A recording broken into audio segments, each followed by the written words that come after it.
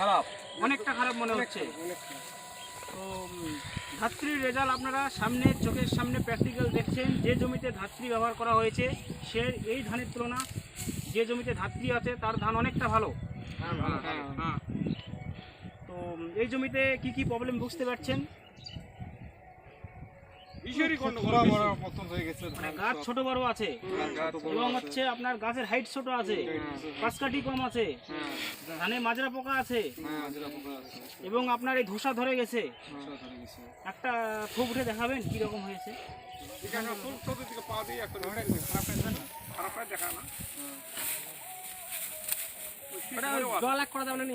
এইরকম মরে গেছে।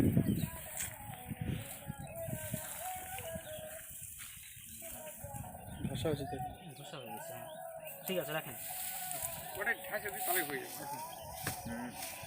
তাহলে আপনারা তো সবাই নিজেরা মানে প্র্যাকটিক্যাল দেখতেছেন, এইবার প্রত্যেকে ব্যবহার করবেন ধাত্রী।